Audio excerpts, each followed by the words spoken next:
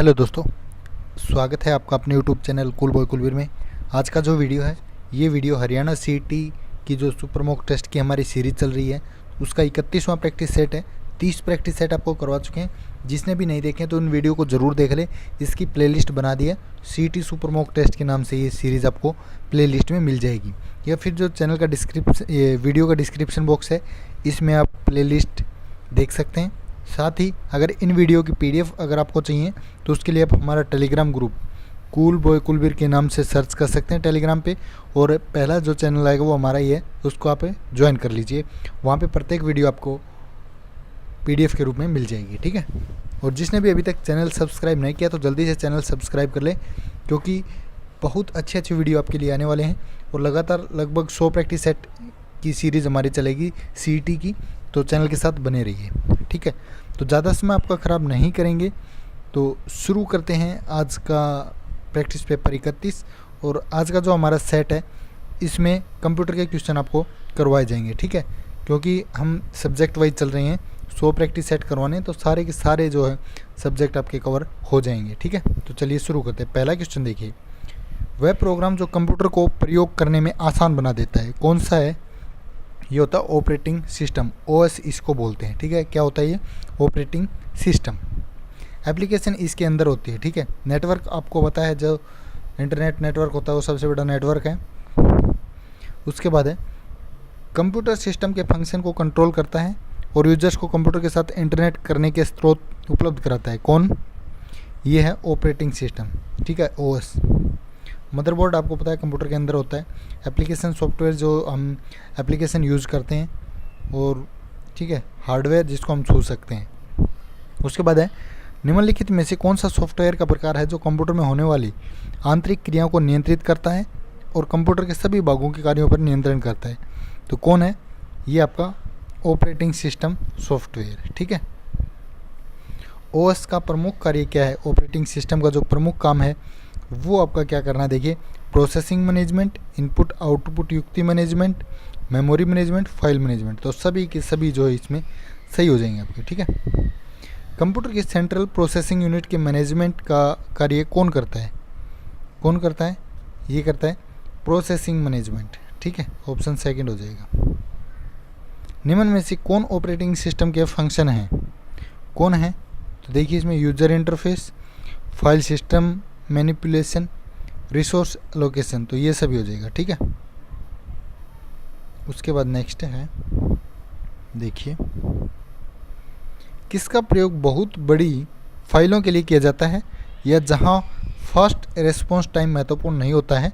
प्रेषित होने वाली फाइलें एक अवधि में एकत्रित की जाती हैं और फिर एक बैच के रूप में एक साथ भेजी जाती हैं। तो ये क्या होता है? बैच प्रोसेसिंग, ठीक है। बैच प्रोसेसिंग में क्या होता है कि जो बड़ी फाइलें हैं उनके लिए इसका उपयोग होता है, ठीक है। जहाँ फास्ट रिस्पांस टाइम महत्वपूर्ण नहीं होता ना, वहाँ पे जो फाइलें जो हमें भेजनी हैं वो एक टाइम के अंदर एकत्रित कर ली जाती हैं और फिर एक साथ इनको भेजा जाता है, तो वो होती है बैच प्रोसेसिंग, ठीक है। निम्न में से कौन सा सिस्टम डेडिकेटेड पीसीएस का फंक्शन है? तो इसका फंक्शन कौन सा है? सिंगल यूज़र के लिए, ठीक है। केवल सिंगल यूज़र ही इसको यूज़ कर सकता है। उसके बाद है अनेक प्रोसेसरों द्वारा की जाने वाली 2 या अधिक प्रोग्रामों की लगातार प्रोसेसिंग क्या कहलाती है? ये कहलाती है मल्टी प्रोसेसिंग, ठीक है। उसके बाद है एक समय में एक साथ एक से ज़्यादा कार्य संपन्न करने वाली कंप्यूटर तकनीक को कहते हैं, क्या कहते हैं? मल्टीटास्किंग। मल्टीटास्किंग का मतलब होता है एक साथ एक से ज़्यादा जो तकनीक हैं उनको यूज़ करना, ठीक है। एक ऑपरेटिंग सिस्टम मल्टीटास्किंग कर सकता है, इसका क्या अर्थ है? इसका मतलब क्या होता है दोस्तों? देखिए, ऑपरेटिंग सिस्टम काम को कई सीपीयूज़ के लिए बीच विभाजित कर देता है। बहुत से प्रोग्राम साथ साथ ऑपरेट किए जा सकते हैं और बहुत से लोग साथ साथ कंप्यूटर का उपयोग कर सकते हैं। ये होती है मल्टीटास्किंग, ठीक है। तो उपरोक्त सभी हो जाएगा इसका। उसके बाद नेक्स्ट है, जब बहुत से कार्य कंप्यूटर में एक साथ प्रतीत होते हैं तो उसे क्या कहते हैं? तो उसको बोलते हैं टाइम शेयरिंग, ठीक है। टाइम शेयरिंग सर्वाधिक उपयुक्त है। यह है आसान व छोटे कार्यों के लिए। टाइम शेयरिंग सिस्टम के विषय में कौन सी बात सत्य है? तो ये है प्रत्येक कार्य को समान टाइम स्लॉट दिया जाता है। ठीक है। किस ऑपरेटिंग सिस्टम की सहायता से एक साथ कई उपयोगकर्ता कंप्यूटर ऑपरेट कर सकते हैं? तो ये है टाइम शेयरिंग। ठीक है। कंप्यूटर के संसाधनों का सर्वाधिक उपयोग किससे होता है? सर्वाधिक उपयुक्त प्रयोग किससे होता है? किससे होता है? ये होता है टाइम शेयरिंग ओएस से। ठीक है, ऑपरेटिंग सिस्टम। उसके बाद है उपग्रहों के संचालन में प्राय किस प्रकार के ऑपरेटिंग सिस्टम का प्रयोग किया जाता है? तो उपग्रहों के लिए होता है real time operating system, RT. ठीक, आरटीओएस, रियल टाइम ऑपरेटिंग सिस्टम। उसके बाद है यूजर और ऑपरेटिंग सिस्टम के मध्य होने वाली इंटरेक्शन के तरीके को निम्न में से कौन कंट्रोल करता है? कौन कंट्रोल करता है? User interface. ठीक है। निम्न में से किसको ऐसे साधन की संज्ञा दी जाती है जिसके द्वारा एक ऑपरेटिंग सिस्टम या कोई अन्य प्रोग्राम का प्रयोगकर्ता को प्रभावित करता है? तो क्या हो जाएगा इसका? User interface. ठीक है। उसके बाद GUI, ग्राफिकल यूजर इंटरफेस, कौन से ऑप्शन में है? ऑप्शन 4 में है। ठीक है। आजकल अधिकतर एप्लीकेशन सॉफ्टवेयर एक इंटरफेस युक्त होते हैं। उस प्रकार के सॉफ्टवेयर को क्या कहा जाता है? तो इसको क्या बोलेंगे दोस्तों? इसका बोलेंगे GUI, ग्राफिकल यूजर इंटरफेस। ठीक है। कंप्यूटर सिस्टम को कमांड भेजने के लिए किस किस स्क्रीन पर डिस्प्ले हुए चित्रों और मेनू का प्रयोग करता है? तो ये करता है GUI। ठीक है, graphical user interface, second option हो जाएगा। GUI का प्रयोग किसके बीच एक इंटरफेस के लिए रूप में होता है? किसके बीच होता है? मानव और मशीन के लिए। जो शब्दों तथा अक्षरों को कमांड के रूप में स्वीकार करता है क्या कहलाता है? ये कहलाता है कमांड लाइन इंटरफेस। ठीक है, सेकंड ऑप्शन। खालिस्तान न हो तो कंप्यूटर बूट नहीं कर सकता। क्या नहीं हो तो? देखिए, अगर ऑपरेटिंग सिस्टम नहीं है तो कंप्यूटर बूट नहीं कर सकता। कंप्यूटर को स्टार्ट तथा रिस्टार्ट करने की प्रक्रिया को क्या कहते हैं? इसको बोलते हैं बूटिंग। ठीक है। और अगर ओएस नहीं होगा तो बूटिंग होगी ही नहीं। खालिस्तान तब होती है जब कंप्यूटर ऑन किया जाता है और ऑपरेटिंग सिस्टम की लोडिंग हो रही है। अभी बताया था क्या? बूटिंग। ठीक है। जब आप कंप्यूटर को बंद करते हैं तो बूट रूटीन इस प्रक्रिया को प्रदर्शित करेगा। कौन सी प्रक्रिया को? ये करेगा पावर ऑन सेल्फ टेस्ट। ठीक है, फोर्थ ऑप्शन। जब आप किसी पर्सनल कंप्यूटर को बूट अप करते हैं तो क्या होता है? क्या होता है? ऑपरेटिंग सिस्टम के भाग डिस्क से मेमोरी में कॉपी हो जाते हैं। फर्स्ट ऑप्शन हो जाएगा। ठीक है। कौन सी प्रक्रिया यह सुनिश्चित करने के लिए जांच करती है कि कंप्यूटर के घटक ऑपरेट कर रहे हैं और सही ढंग से जुड़े हुए हैं? तो ये है बूटिंग। उसके बाद जब पहली बार किसी कंप्यूटर को स्टार्ट किया जाता है तो कहलाता है, उसको बोलते हैं दोस्तों कोल्ड बूटिंग। ठीक है।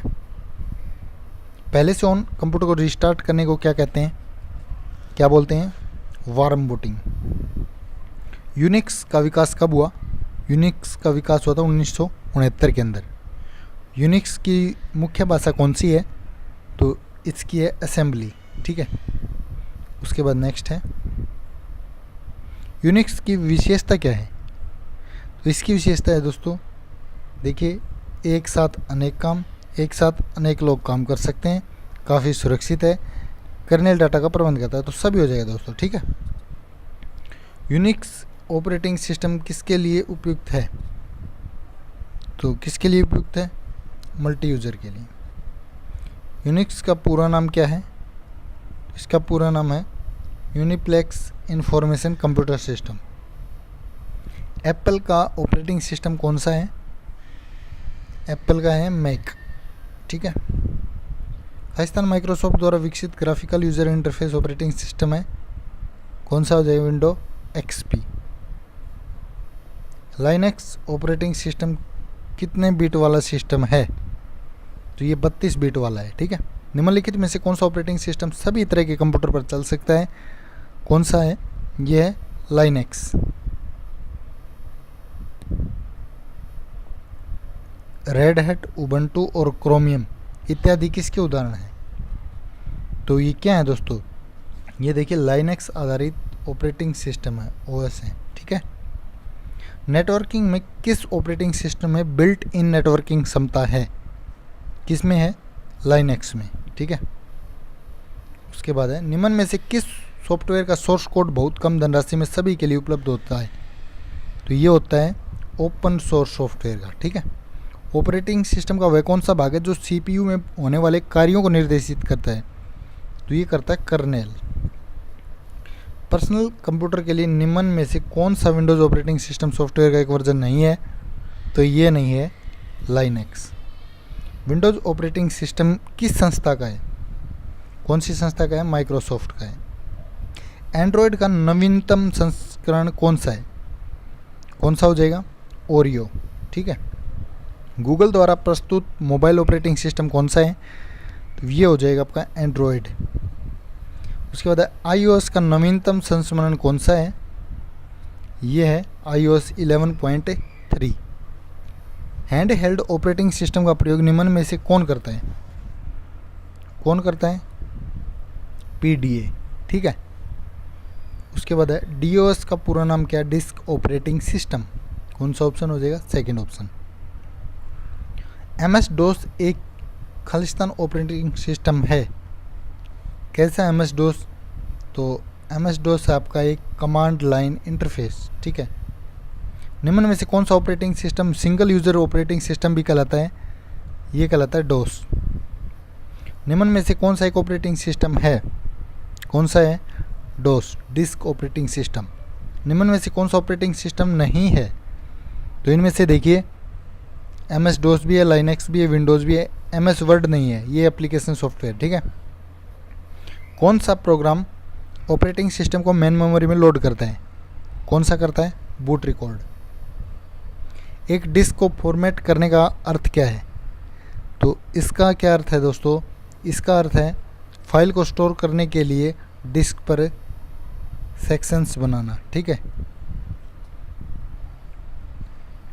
स्वयं कमांड लाइन इनमें एग्जीक्यूट हो जाती है। किस में हो जाती है? ऑप्शन बी, ऑटो exec.bat में। ठीक है। एक्सेस टाइम क्या है? एक्सेस टाइम क्या है? निर्देश देने के बाद से लेकर निर्देश के पूरा होने के बीच का समय। .com किस फाइल का एक्सटेंशन है? तो कौन सी फाइल है? कमांड फाइल है। उसके बाद है निम्न में से कौन सा फाइल एक्सटेंशन DOS में प्रयुक्त नहीं होता है? कौन सा नहीं होता है? .o। .prg एक्सटेंशन प्रयोग होता है किसमें? प्रोग्राम फाइल्स में। कौन सी कमांड स्वयं मुख्य मेमोरी में लोड हो जाती है? तो ये हो जाती है इंटरनल कमांड। एक डिस्क की मुख्य डायरेक्टरी को कौन सी डायरेक्टरी कहते हैं? जो मुख्य डायरेक्टरी होती है उसको बोलते हैं रूट। डायरेक्टरी के अंदर डायरेक्टरी क्या कहलाती है?